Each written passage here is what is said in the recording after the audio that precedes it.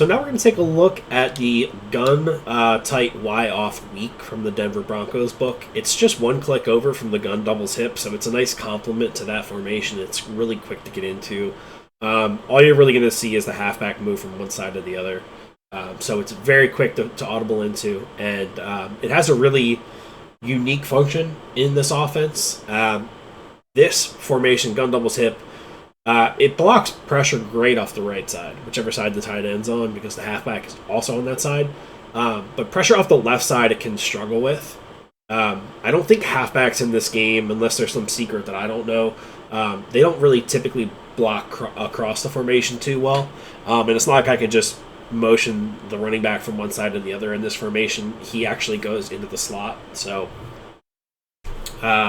that's why I like to switch to the tight Y off weak. And what I use this formation for really is to punish a heavy blitzing opponent. Whether it be man coverage, zone coverage, doesn't matter. We have some really good routes in this formation to beat both man and zone. Now, is this the best tight Y off week? By all means, no, it's not. There's tight Y off week in several other playbooks, like the Steelers, like the Chicago Bears, that are much better, and they actually kind of resemble the gun doubles hip a little bit. But this one, we have a few really good routes, and I'm going to show you guys exactly how we utilize them. So quickly, our audibles are going to be, I was using pivot dig. I'm actually glad I dropped this video now after the patch, because the meta on defense has changed quite drastically, right? So now what people are doing is they are running, their flats at 30-yard depth. That makes it really hard for you to get corner routes open. So I am switching this audible. I used to run the pivot dig, but now I'm going to switch it to smash Y pivot. And it looks like it's the same corner route, but it's really not. This corner route's actually much deeper. I'm going to go ahead and take a look at that short. You have the RPO, of course, because of the read and react, adaptive AI. I don't even know what the official term is for it, but it won't trigger on RPOs. And actually, this is really good against the blitz as well. So, and then I use hammer dagger and corner strike. Alright, in this video, we're going to specifically take a look at the first audible that we use, which is the smash Y pivot, and how it does well against the 30-yard flats. So you can see I have my zone drop, my flats on 30. We're going to take match off. I don't think it's really going to affect the Tampa 2 anyways. But we're going to call it Tampa 2. And I put my best zone coverage player over there, which is Sean Taylor, just to show this. And if they, again, this all depends on what your opponent's saying. If my opponent backs his coverage off, then the corner route's going to take even longer to get open than it already does. But typically people aren't doing that. You know, they're just calling like a baseline. And they're on the 30-yard depth, right? So let's take a look at this corner. It's much deeper than the pivot, the first play I showed you. So it's going to do a better job about beating these zone drops. Now, does it always work? No. I mean, you're going to need to... One, it takes time. Two, you're going to need to read this player's drop. So it takes till right about now where you can fit that in. Right? It's a really deep corner route. And I've been using it against a lot of players who really think that they have the corners completely covered because of the zone drops, and then this corner route gets snuck in. And you can max protect too, like if they're pressuring, let's say out of dollar, and they'll run like I don't even know what the play is called anymore. I'm so old. They send the both slot corners on there, and they're in a 2 shell. You can just run something like this. And as soon as he kind of gets even with them, then you let the ball go. Now you see right there I went out of bounds, but you guys get the point. So this is really good about beating zone coverage deep, right? Of course, everybody's texting me now. I didn't turn my phone off. I apologize. What's also unique is this tight end pivot route. You saw the first route combination I had a drag and then the pivot behind it. That's a concept that we're using a lot in this formation. So, and we can do it from one side or the other. It's pretty cool. It actually does a really good job against man coverage. And it's kind of hard for the opponent to use her if there's only if they're trying to use her the whole middle of the field and they have to use her the drag and then the pivot. it's a little bit more difficult. But the main point on this is really the corner route. So then we're going to take a look at the other plays in the formation and what we use those for. The next play is going to be the hammer dagger. Now, hammer dagger I use either to bomb cover 0 or to bomb Tampa 2. And I'll show both examples. So I'm going to call Overstorm Brave. This is a cover 0 blitz. Now, what you need to know about this is so here's how it's lined up man-wise, right? You've got the corners man-on-man with the receivers, and then you have the safety manned up on the halfback. If this halfback is not at least on a blue route, if he's just blocking, this player will now drop into a deep third. And that's really bad for the one-play touchdown, right? So you want to go ahead and when you max protect, I like to, since I have my slot apprentice here, I'll do something like this. If you don't have a slot apprentice, then just drag. Do whatever you want with the other guys. The main route really is the post. And then I put my guy on a blue. And as he cuts up the middle of the field, and that was actually not a great example because he got bumped. But there's a lot of times where he'll just get really, really good separation. And even there, we still completed the pass, so not all is lost. But, pardon me, I'm yawning. There we go. Now the safety does come over and help because the tight end is not on a route. So you could technically, I guess, block this and then do something like that. The free safety would then cause some interference, right? But then eventually he would break away. Kind of like right there. That's the trick with man coverage. Or you could put 2 blues out there, right? Like I could max pro, I could do this blue and this blue, right? And then do something like this, or whatever the case might be. And now none of the safeties are there. And then boom. It's probably the best method to do it, now that I think about it. But a lot of times you'll see the person who's on the halfback being the user anyways. Not specifically in nickel normal, but like 3-3 Cub or whatever defense people are running nowadays, right? So that's how I would beat cover 0D. Now, Tampa 2, very similar, but it works for a different reason. I like to put this guy on a corner route. You don't necessarily have to. If you don't have the slot apprentice, you can do something like this.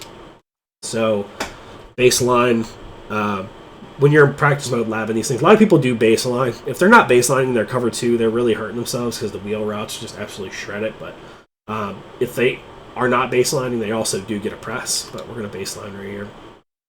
And you'll see that the streak pushes this guy back, and then boom.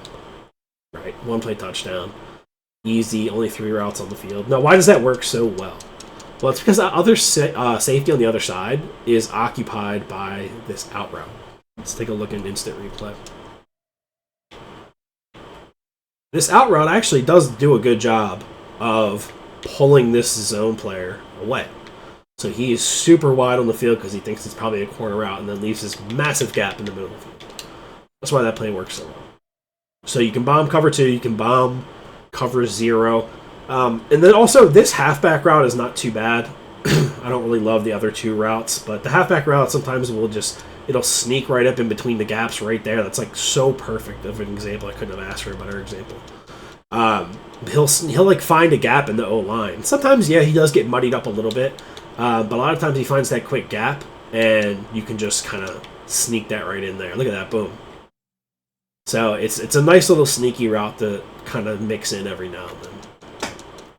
And then, of course, the last route is going to be, the last play is going to be this corner strike. Now, I do really love this pivot route, this inside pivot route against man coverage.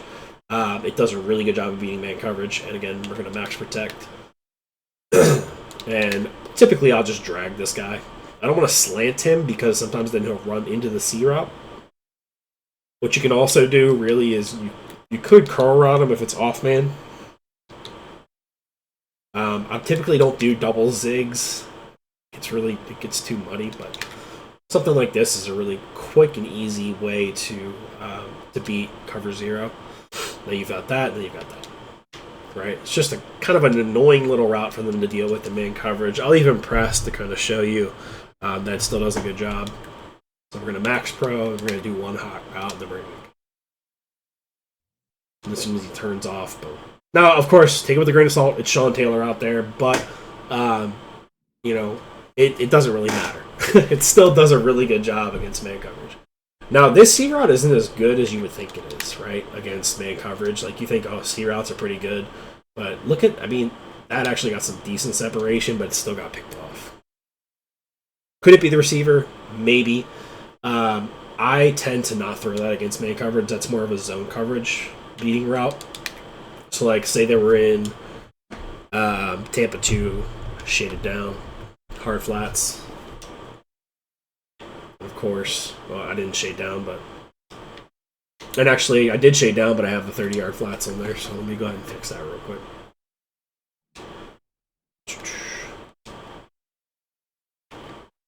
Good. Okay. This should work now. No, it didn't work. It's all good. But, I mean, you don't need to be a rocket scientist to understand that a hard flat would play a lot more shallow, and then you could throw the C route in behind. So another nifty little trick you can do with this formation is you can motion the tight end out wide. Say you feel like you got a really good matchup in man coverage with your tight end and the safety, or whoever's guarding him. Typically they're not going to be in dime, so typically it'll be, if they're in nickel, it'll be a safety covering him. You can just kind of throw this guy on a slant or a drag. And then, you know, he won't get pressed either, even if they are pressing, because it's a safety guarding him. So against nickel, that's kind of what you would get. Or if you feel like you just kind of have like a height advantage, like Shannon Sharp's not a good one, but if you have Gronk, like Gronk on Palomalu, I would take that all day. You know, if I'm just looking to kind of take a shot deep, imagine that's Gronk. I mean, that's just such a massive height difference. It's perfect. So maybe take a shot at the end zone like that. But yeah, that's... Oh, almost forgot the run play. So this RPO, right?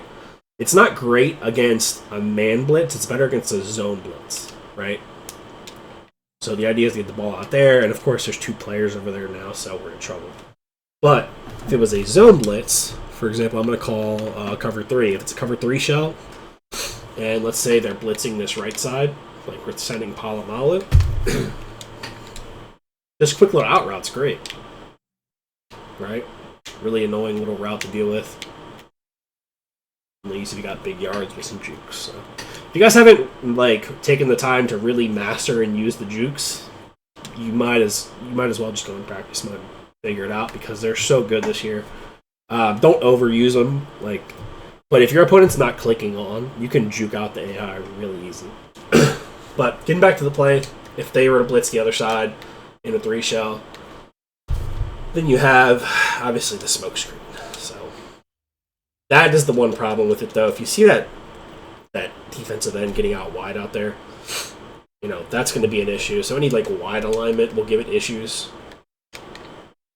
But if you were to if your opponent has like that kind of a look going on, this guy blitzing, it's going to be a lot more effective. You know, I'll use this maybe once or twice a game. Sean T almost just annihilated me. One way you can make it a little bit better is if you motion the tight end over. So this tight end, he was coming over to block on this side anyways, right? So let's just go do this and blitz this guy. And it doesn't really even matter if this guy's blitzing or not. I'm just going to put him out there. So you run this RPO. Now you got an extra blocker, and now you can kind of do a little something, you know, with it. So it's nice to motion the tight end over. It's a little bit of a giveaway. But, you know, like I said, I only mix this in a few times a game. And that's pretty much, that's what we use the formation for. You know, beating the blitz is the primary function of this. And it's great that it's just one click over from the gun double's hip, so we can get into it very fast. And really only the tight end takes a step back, the halfback moves to the other side, and then you're good to go. we're only doing maybe one hot route with a line adjustment with the Max Pro. So you can just Max Pro, do one hot route, boom. Like I did it that fast. So that's going to be it for the tight Y off. We're going to go over a couple more formations that I really like in this playbook. But it's mostly going to be a lot of really good passing concepts.